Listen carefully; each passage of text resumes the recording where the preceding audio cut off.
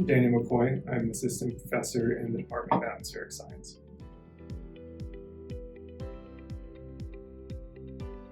So pretty much everything in atmospheric science eventually feeds back into computing. This has been true since really the early days of atmospheric science. So back in 1922, Louis Fry Richardson proposed what an atmospheric model might look like when we eventually developed digital computers rather than people sitting and working out equations longhand. And one of the first programs run on the ENIAC was actually a weather forecast. And so obviously we've come a long way since those days, but now we use computer models to forecast the weather, to forecast climate decades in the future.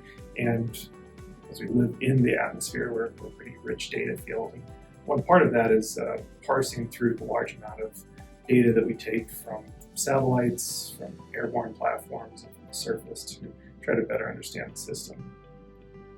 In my role as an atmospheric scientist, this might look like working to develop improved Earth system models or trying to parse through large amounts of satellite data to understand something about the way that clouds evolve.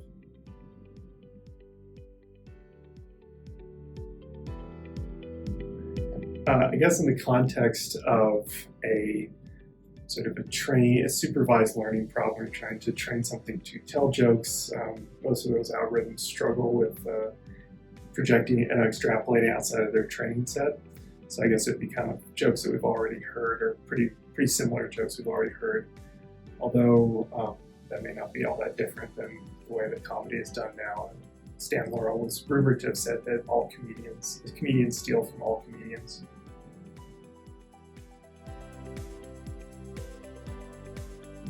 Honestly, probably just my cell phone. Cell phones are pretty great for just being able to access a large amount of data wherever you need it. So you can pull up air quality forecasts, weather forecasts, look at satellite imagery wherever you are.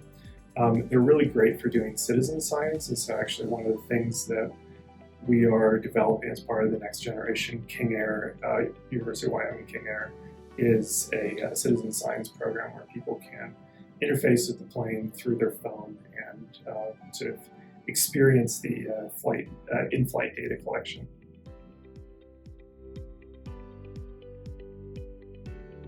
Well, within that prompt, really, it's pretty open-ended, right? So optimally, right, you'd want some sort of computer program, at least for my field, that would be able to predict everything, simulate everything, which is, I guess, the plot for Hitchhiker's Guide to the Galaxy. So I guess your problem statement would have to be pretty well defined to avoid some of the problems that they ran into. But I would obviously settle for something as simple as being able to predict without finite resolution everything in the Earth system.